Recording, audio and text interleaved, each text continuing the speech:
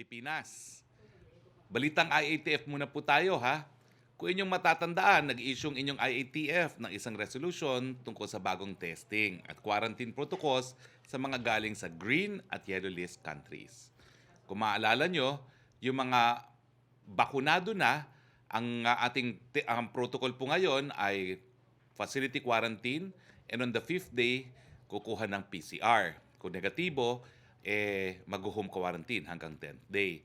Kung hindi bakunado, facility quarantine hanggang 7th day, tapos kukuha ng PCR, pagkatapos ay another 7-day home quarantine. Walang tanong, ito po kasi ay epektibo October 8. Ano mangyayari dun sa mga nagko-quarantine na po, no?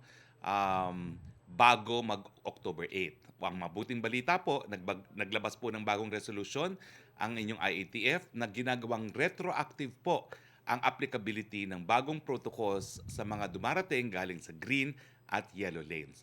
So kung kayo po ay pang-anim ng araw sa facility quarantine, magpa-PCR na po kayo kasi pag negative yan, pwede na po kayong mag-home quarantine.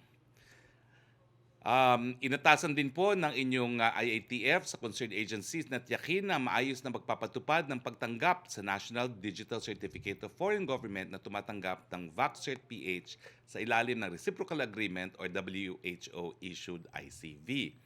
Ito ay kaugnay ng pagkumirma ng vaccination status ng non-OFWs at dayuhan sa fully vaccinated abroad. Sa usaping bakina po dumating kahapon, linggo, October 10, ang halos 1 milyon or 918,450 doses ng Pfizer vaccine. Kasamang shipment nito sa 1.8 million total doses na donasyon ng Estados Unidos sa Pilipinas sa pamamagitan ng COVAX facility. Mamaya naman po ay inaasahan darating ang natitirang doses na nasa halos 1 milyon din, 924,300. Meron din pong dumating na 1.3 million or 1,363,300 doses na Moderna vaccine noong Sabado, October 9. 885,700 doses naman po ang binili ng gobyerno, habang 477,600 ang binili ng pribadong sektor. Bago nito, dumating po noong Biyernes, October 8, ang mahigit 2 milyon or 2,132,140 doses ng Moderna vaccine. Sa bilang na ito po, 1,384,280 doses ay binili ng pamahalaan, habang 747,860 naman pong doses ay binili ng pribadong sektor. May dumating din po na 661,100 doses ng AstraZeneca vaccine noong Biyernes, October 8, na binili ng pribadong sektor. Sa ngayon, steady ang dating ng bakuna, kaya naman po wala na pong problema sa ating supply. On track pa rin po tayo sa target na 100 million doses para sa buwan ng Oktubre, kaya paghusayan natin ang pagbabakuna. Habang dumadami po ang bakuna dahil steady ang supply natin, mas makakapagbukas po tayo ng ekonomiya. Pag nagbukas ng ekonomiya, mas maraming hanap buhay. Yan lang naman po ang gusto natin para sa ating mga kababayan. No? Ingat buhay para sa hanap buhay. Okay? Now, dahil steady nga po ang supply ng ating mga bakuna, magsisimula na sa Biyernes, October 15, ang initial rollout para sa may mga comorbidities na may edad hanggang 12 hanggang 17 sa NCR. Simula na po tayo ng ating juvenile vaccination. Start na rin po ang bakunahan ng general population So lahat na po ay po pwedeng magpabakuna. Ito ay pagsunod sa kautusan ng Pangulo na nakasaad po sa IATF Resolution Number 141. Samantala, ito naman po mabuting balita, halos 50 million na or 49,673,491 doses ang total vaccines administered ayon sa October 10, 2021 National COVID-19 Dashboard. Sa bilang na ito, lampas 23 million or 23,186,969 or 30.06% na po ang fully vaccinated sa buong Pilipinas. Sa Metro Manila po, nasa mahigit 16 million or 16,500,247 ang total doses administered. Ang magandang balita po, halos 9 million or 8,921,027 ang nakatanggap na ng first degree. Ibig sabihin, 91.25% na po ang merong first dose. habang nasa mahigit 7.5 million or 7,579,220 or 77.53% na po ang fully vaccinated sa Metro Manila. Good job! Tara na po at magpagbakuna, no? Ligtas at epektibo lahat ng brand na pumasa sa ating FDA at sa WHO.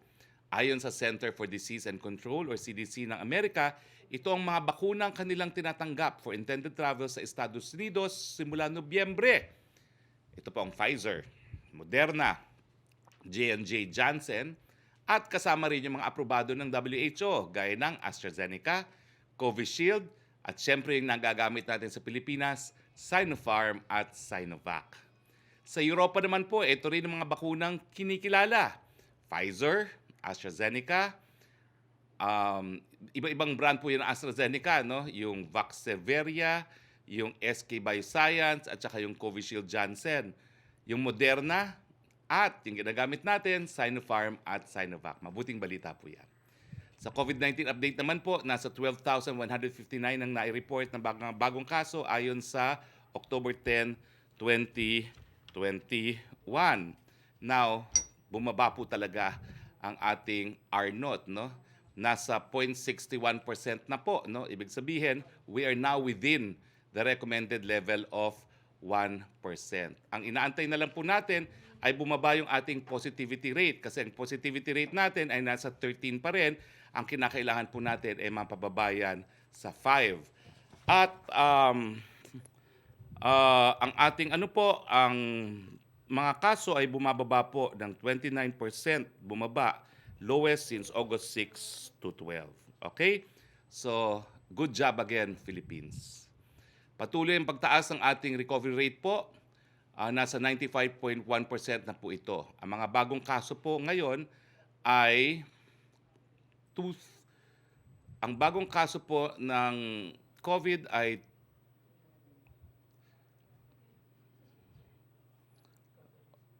ang active cases po natin ngayon ay 90,927. Ang nadagdag na kaso po ay, teka po, nawawala yung data ng nabanggat na kaso. 12,159. Ang na-report ng mga bagong kaso ayon sa October 10, 2021 datos ng DOH. Lampas 2.2 milyon or 2,536,011 ang mga gumaling. Patuloy ang pagtaas ng ating recovery rate, nasa 95.1% na po ito. Patuloy naman po ang ating positivity rate na nasa 15.9%. I will stand corrected, no? Oo, kasi meron pong isang finding na bumaba po siya ng 13 but I stand corrected. The positivity rate has gone down to 15.9%.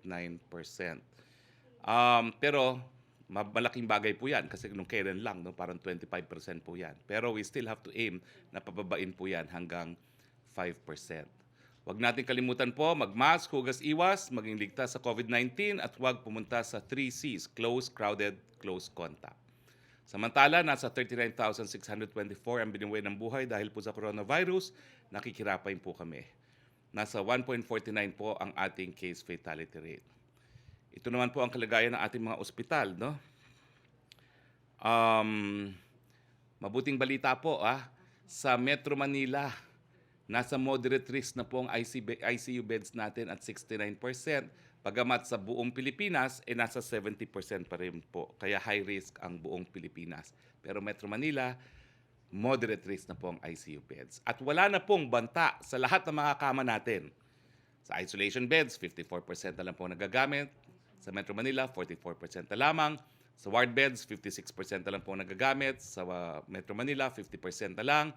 Mga ventilators, 50% na lang po nagagamit sa buong Pilipinas at 51% lang po sa Metro Manila. Sa ibang mga bagay, binabati natin si Maria Ressa bilang kauna-unahang Pilipino na nagwagi sa Nobel Peace Prize.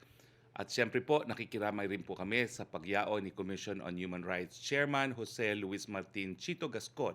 We offer our prayers as tributes pour in to honor the life and service of Chairman Gascon. May he rest in peace. Dito po nagtatapos ang ating presentasyon. Makakasama po natin ngayon si CHED Chair Prospero Popoy de Vera. Chair, ang naririnig namin palagi ang tinig ni Secretary Liling Briones tungkol sa face-to-face pilot ng ating mga chikiting. Ano naman po ang ating prospects na face-to-face para sa ating mga colleges and university?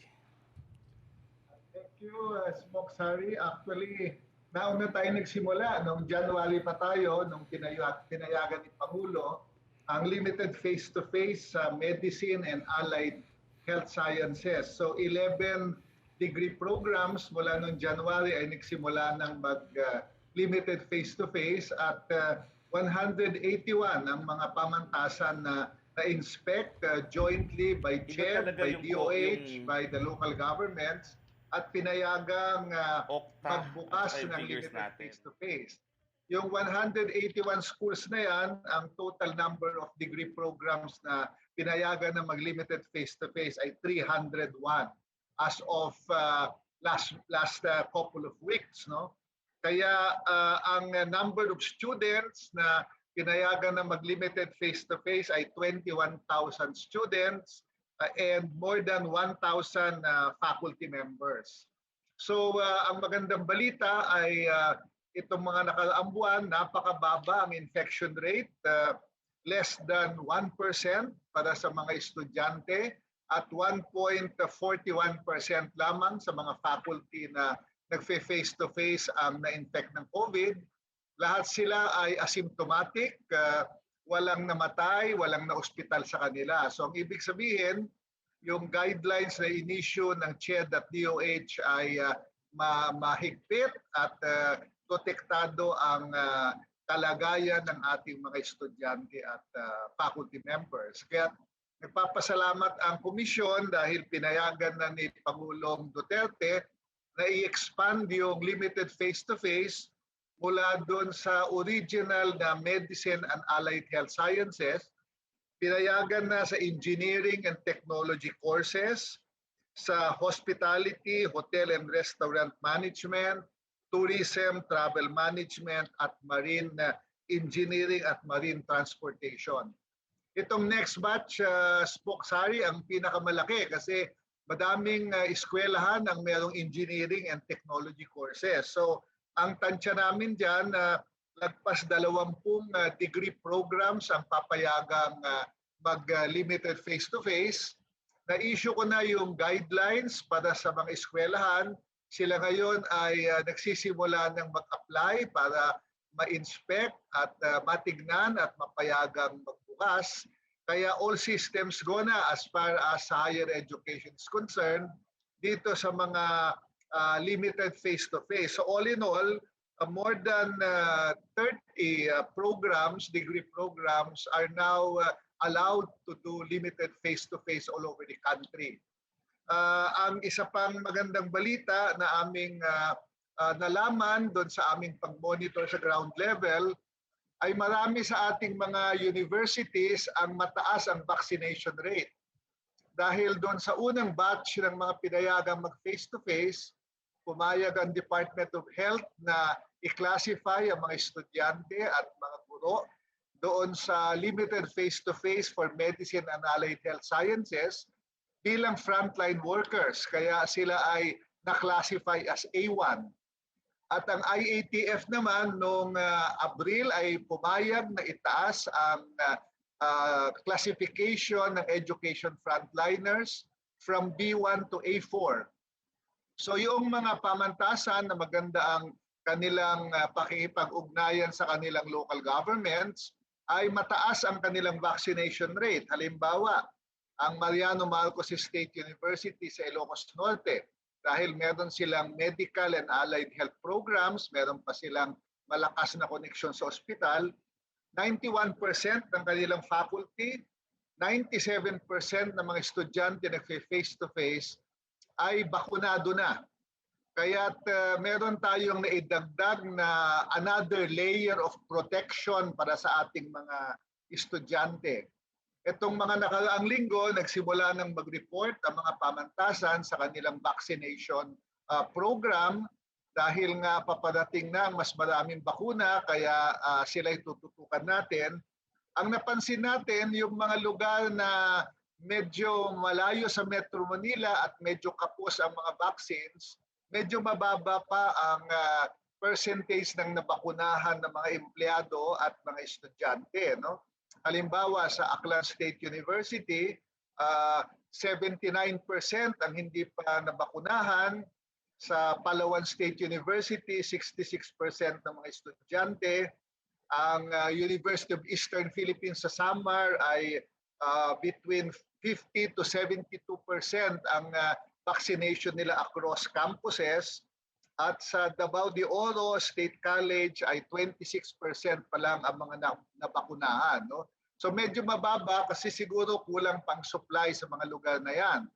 Pero dahil alam na natin kung ano ang vaccination rate nila at inutusan natin ang mga pamantasan na makipag-ugnayan sa kanilang mga local governments, pagdating ng mas maraming bakuna ay tataas na ang vaccination sa mga lugar na yan. Dito sa Metro Manila, ang ilang eskwelahan tulad ng PhilSCA sa Pasay, 82% ng faculty members ang vaccinated na at 78% ng administrative staff.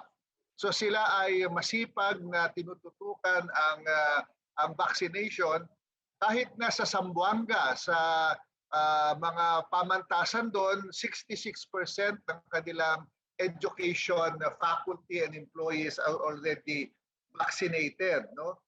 Sa probinsya ni Speaker Velasco, sa Debenscat, 64% ng mga faculty at employees ng Debenscat ay bakunado na.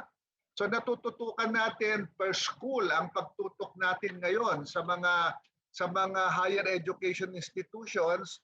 At sa report ko on October 6, as far as higher education personnel is concerned, ito ay report galing sa 1,488 universities and colleges in the country. As far as higher education personnel is concerned, 73% of higher education personnel ay vaccinated na.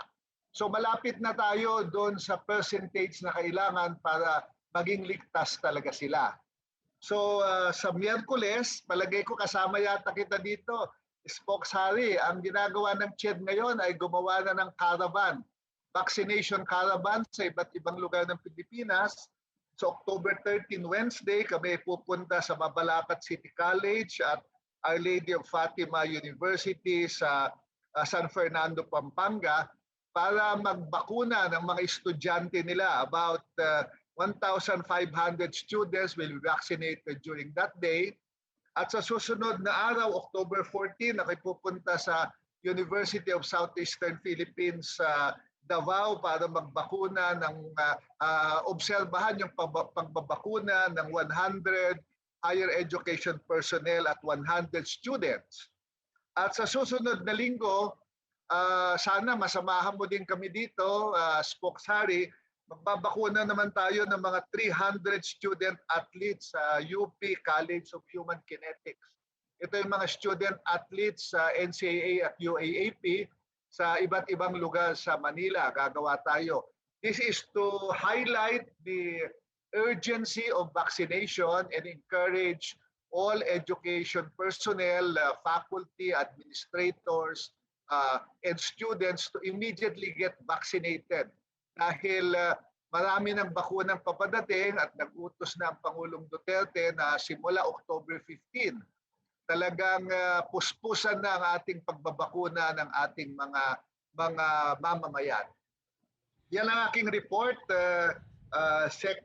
Harry, as far as the limited face-to-face at saka yung vaccination program sa higher education sector. Thank you. Thank you, Chair De Vera. Isang tanong ko lang po, no? Dahil ang mga college students sa mga yon, dahil may K-12, karamihan po yan na 18 years old na, no?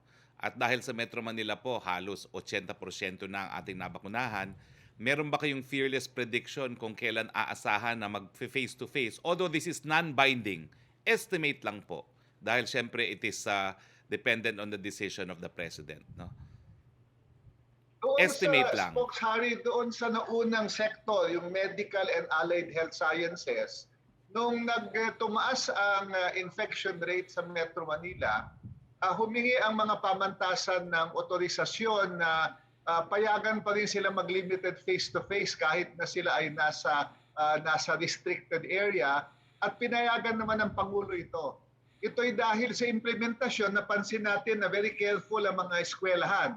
Very safe ang mga estudyante at hindi sila na-infect. Kaya pinayagan ng Pangulo na kahit na ECQ or MECQ, basta nasa Medicine and Allied Health Sciences, humingi lang sila ng pahintulot sa CHED at IATF at papayagan na sila.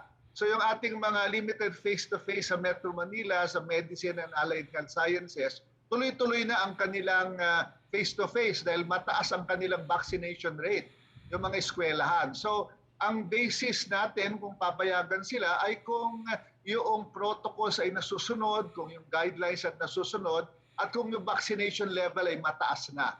So yan yung sa Metro Manila situation natin. Titignan natin sa next batch ng mga degree programs kung ligtas pa rin ang mga estudyante at mga guro at baka papayagan din sila kahit na medyo restricted area pa yung kanilang mga lugar. So malapit-lapit na po, Chair De Vera. Oo, ang susunod naming pinag-aaralan na, Spokeshari, ay in addition to limited face-to-face by degree program, pinag-aaralan na namin kung pwedeng payagan ng mga eskwelahan na mag-limited face-to-face in all degree programs in areas that have very low COVID prevalence and also very high vaccination rate. So tinitingnan na namin kasi may mga lugar sa Pilipinas, kagaya nga dun sa Mariano Marcos State University sa Ilocos Norte ay napakataas ang kanilang vaccination rate. Kung papayag ang local government, kung mataas ng vaccination rate sa area, mababa naman ang classification na nila as far as COVID is concerned, baka papayagan na natin pagdating sa mga susunod na buwan ng mga eskwelahan na magli-limited face-to-face in all their degree programs as long as they abide by the guidelines and they are inspected. So magiging dalawa yung ating limited face-to-face by degree program and possibly by geographic area. Yun ang ating pinag-aaralan ngayon. Okay. Salamat, Chair. So mga college students, buwan na lang po ang bibilangin. Punta na tayo sa ating open forum. Yusek Roque, go ahead please. Yes, good afternoon Secretary Roque at sa ating pong bisita. Ang una pong tanong mula kay Chris Jose ng Remate Online, sinabi po ng Octa Research Group na posible ng isailalim sa low risk classification ng COVID-19 ng buong Metro Manila sa katapusan daw po ng buwan dahil sa patuloy na pagbaba ng kaso ng COVID-19. Kayo daw po sa IATF, nakikita nyo rin po ba ang ganitong posibilidad o maaaring pagluwag sa quarantine classification sa Metro Manila? Similar question po yan with Creseling Catarong ng SMNI. Alam niyo po, datos ang nagsasabi kung bababa ang quarantine classification. Ang mabuting balita po ay pagdating po sa ICU capacity, for the first time po in many months, ang Metro Manila po ay nasa moderate risk. And that is also a factor to consider in lowering the quarantine classification. Pero meron pa rin po tayong tinitignan, ito po ang 2-week ang growth in cases na yung 2-week at saka yung daily. At makikita po natin na sa NCR, negative din po ito. Okay? Itong tinitignan ko pong datos ay hindi ko lang alam kung anong date, pero ang nakikita ko pong datos sa NCR, October 10 datos po is negative 13% at negative 46%. Ang previous 3 to 4 versus 5 to 6 weeks at saka recent 1 to 2 versus previous 3 to 4 weeks. So mukhang pareho po on the basis of 2-week growth rate, average daily attack rate, at saka healthcare utilization rate. Meron pong datos na nagpapakita that we can lower the quarantine classification. Pero kasi nga po, ang eksperimento natin dito sa Metro Manila is a pilot. Kinakailangan pag-aralan muna ang resulta ng pilot. Pero kung ang gagamitin nyo yung GCQ, MGCQ, ganyan, tayo naman po ay on GCQ with alert level system. So I would say po that the data supports a reduction of the alert level, but that's ultimately the decision of the IATF. So abangan na lang po natin. Magpupulong naman po yan on Thursday. Opo, sunod po niyan tanong, batid naman ng publiko na hindi po tatakbo sa pagkapangulo si Mayor Sara Duterte na naging basihan ninyo ng inyong pagtakbo sa pagka-senador. Hindi ba sumama ang loob ninyo sa kanya dahil sa kanyang naging desisyon? Mananatili pa rin pa kayang tagapagsalita ng Pangulo? Mensahe po kay Mayor Sara na nagpositibo po sa COVID-19. Well, gaya na aking sinabi nung ating last press briefing, narito pa rin po tayo as spokes. So we are still spokesperson. No? Ako po, hindi sumama ang loob ko. Bakit po? Sinabi talaga sa akin ni Mayor Sara nung ako'y nakipag-usap sa kanya na mayor ang kanyang takbo. That was when my heart was broken dahil I wanted her to run for president. Pero syempre, umaasa tayo na baka magbagong isip. Pero hindi na nagbago. So sa akin po, alam ko na po ang desisyon.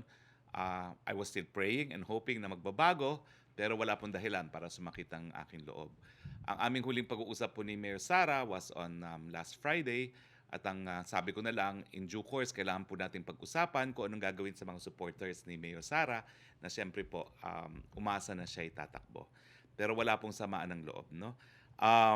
Talagang desisyon naman po yan ng kandidato. No? Now, so yun po. No? Ang mensahe po natin kay Mayor Sara at saka sa kanyang pamilya, please keep safe and get well soon. Opo. Mula naman po kay Kylie Atienza ng Business World, has the President already signed the proposed LPG regulation law? Wala pa po. Wala pa pong dumarating sa palasyo. Okay, thank you, Okay, Secretary punta tayo Roque. kay Trish Terada, please.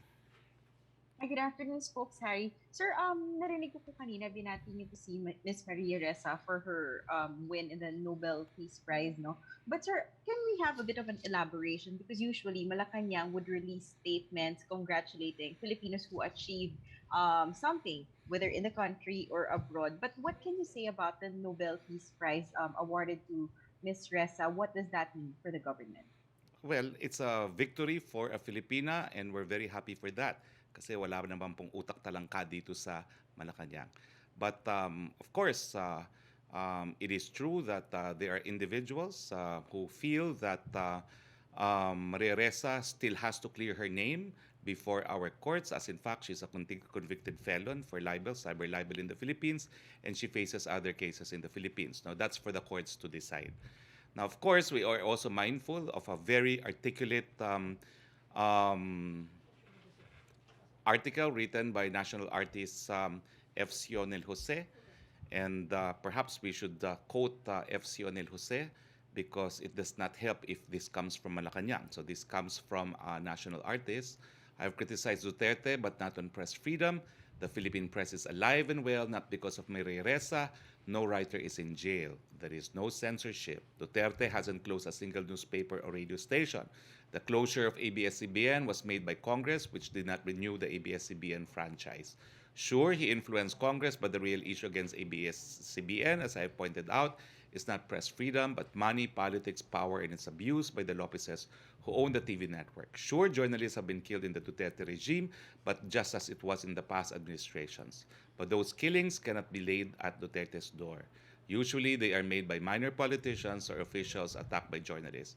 The real test for journalists was made during the Marcos dictatorship when he imposed censorship, closed on media, and jailed journalists. Let's just say Malacañang agrees with our national artists. Mm-hmm.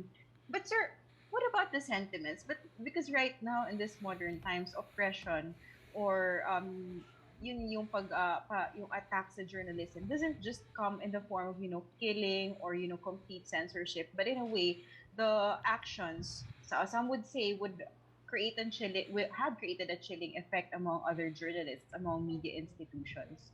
And may mga nagsasabi po na itong pagkapanalo po ni Ms. Ressa highlights the importance of press freedom and freedom of expression, and in a way shows na yung efforts, there are really efforts to silence the media and truth during this administration. Do you agree also to sentiments na this could be a slap to Malacañang's face? Is it something that the government can be proud of? Certainly not.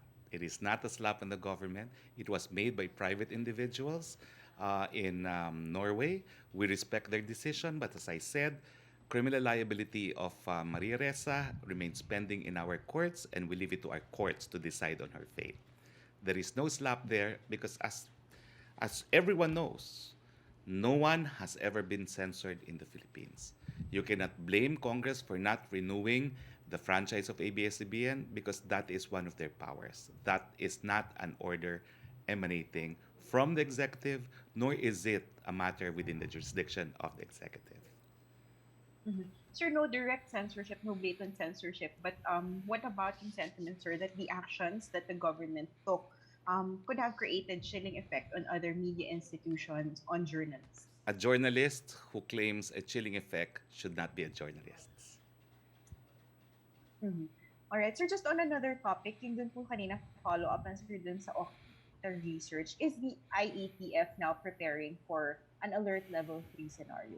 I do not know kasi I do not want to be accused of prejudging and preempting the IATF. All that I said is that the data supports a lowering of the alert level, no? Especially the ICU utilization rate and the overall healthcare utilization rate of Metro Manila. Mhm. Sir, one last note. May talk to the people po ba mamaya? Meron po All right, from thank you Davao City. All right, thank you very much, folks. Thank you very much, Trish. Use a Roque, please. Yes, Secretary, may follow-up lang po si Laila Salaveria ng Inquirer. What does it think of the Nobel Prize Committee recognizing her for using freedom of expression to expose abuse of power, use of violence, and growing authoritarianism in the Philippines? Is also said Rappler has focused critical attention on the anti-drug campaign, which is described as murderous, and further said the number of deaths is so high that the campaign resembles a war waged against the country's own population. How does it view this observation? Already answered. And let me state also that all surveys indicate that the people overwhelmingly support the president's war on drugs. So I guess Rappler has to do more writings. Ang second po rin po niya, the Nobel Prize Committee also said free, independent, and fact-based journalism serves to protect against abuse of power, lies, and war propaganda. How can the government ensure this will thrive when media outlets in the country have been shut down and threatened? Excuse me, wala po ka tayong pinasara. Kinakailangan po ng prangkisa ng ABS-CBN na hindi nila nakuha. Name an outlet, a media outlet that the president has ordered closed. Then I answer your question. Pero as of now po, press freedom is alive and the proof is even the Nobel Prize Award given to Maria Ressa. From Creseling Katarong ng SMNI, may ginawa na bang paghahanda ang pamahalaan para sa darating na undas? May ilalabas bang possible guidelines para sa undas sa gitna pa rin po ng nararanasang pandemya? Wala pa po ang balita from the ITF. Pero siguro, I will propose already on Thursday kasi kinakailangan naman may advance notice sa mga taong bayan. Opo. From Maricel Halili ng TV5, what's the directive of the President about the Filipino nurse in the United States who died after being assaulted by a mentally disturbed homeless man in New York City? What will the government do? All victims of violations of the right to life are entitled to a speedy domestic remedy. No? So we appeal, of course, to U.S. administration to investigate and prosecute the killer of this Filipino nurse. Assaulted From pala. Maricel- Oh yeah, died. No? So we call upon the U.S. government to do what is incumbent upon any state, no, where there is a killing. From Maricel Halili ng TV5, the substitution is until November 15. What are the chances that Mayor Sara will still run for president? Well, ayoko pong pangunahan si Mayor Sara and she has a spokesperson. So please ask Mayor Garcia Frasco. From Jan Punsalan ng ABS-CBN Online, Senator Binay has hit COMELEC for the alleged preferential treatment given to President Duterte and his party during last week's filing of COC. Do you disagree the President and his allies got a VIP treatment? How would you like to address Senator Binay's criticism that if COMELEC can't be fair and partial towards administration bets, then what will the 2022 elections be like? I leave that for Mr. Jimenez to comment on. That's something for COMELEC to comment. Second question po niya ni Jan Punsalan, did the President have any recent contact with COVID-stricken Mayor Sara? Is everything okay with the President's health? Similar question with Maricel Nalini of TV5. I can only surmise that there was no contact because otherwise Mayor Sara would probably a candidate by now. Secondly, tuloy po ang talk to the people, and I will be flying to Davao right after my press briefing together with the selected members of the IATF. So hindi naman po kami papupuntahin doon kung meron pong close contact si Presidente. Any update daw po sa bill seeking to postpone the BARM elections? Well, all I know is that both houses have passed it, no? So there is no impediment for it to become law. It becomes law if the president does not sign it, no, within a certain number of days, no? So sa akin po, wala na pong gusot yan. I think the elections will really be postponed, and the members of the BARM will be appointed by the president. From Joseph Morong ng GMA News, the Philippine College of Physicians for former health and 300 doctors have signed a statement calling on the president to order relevant government officials to appear before the Senate inquiry into alleged anomalies in the spending of DOH fund. Will President retract his ban? No po, siguro yung statement was drafted way before the 12 hearings were conducted. Siguro po, natagalan niyang pirmahan, pero hindi po ever pinagbawalan ni Presidente nung mga unang panahon na umapir ang kanyang mga kalihim. In fact, they appeared before 12 hearings of the Senate and the House, and he only said, tigil na yan after 12 kasi wala namang bago pong tinatanong at walang bagong sagot. Opo. Second question po ni Joseph Morong, they also hope that the Senate submit the document evidence and file cases before the DOJ and the Ombudsman. Will the President support this? That came from the President. Kung talagang what they want to do is oversight function and prosecution for crimes committed, leave it to the DOJ and the Ombudsman. So it's not just something that the President supports, it's just something that the President proposed. Leave it to the DOJ and the Ombudsman. Opo, they also want an independent body put up to gather evidence regarding the alleged anomalies. Will the President support this? Proposal lang nga po ni Presidente yan. Ang mga piskal po, when they conduct preliminary investigation, act independently because that's quasi-judicial. And the Ombudsman, on the other hand, is an independent constitutional body. Opo, follow-up lang po ni Joseph Morong, meaning future hearings, will the President allow Cabinet Secretaries to attend? Hindi na po siguro dahil na-issue na yung memorandum sa mga kalihim. From Ivan Mayrina ng GMA News, Secretary Joey Concepcion says that even at 30% capacity, some businesses might not be able to afford to pay the 13-month pay and is calling for more easing of restriction to alert level 3 or even alert level 2. Given the current numbers and still with 5 days left to October 15, does the government think we are ready to further ease restrictions? Are we on our way to actually having a Merry Christmas? Again, without second-guessing the IATF, I agree with Secretary Concepcion. The data does indicate, or the data do indicate, that we are ready for a lower alert level. Kailangan po to para mas marami sa atin makapaghanap buhay. Alam nyo naman, paulit-ulit ko sinasabi, wala pong tamad ng Pilipino. Kinakailangan lang, hayaang magtrabaho at maghanap buhay. From Lenes Campante of GMA News Online, pareho na rin po sila ng tanong ni Joseph Morong.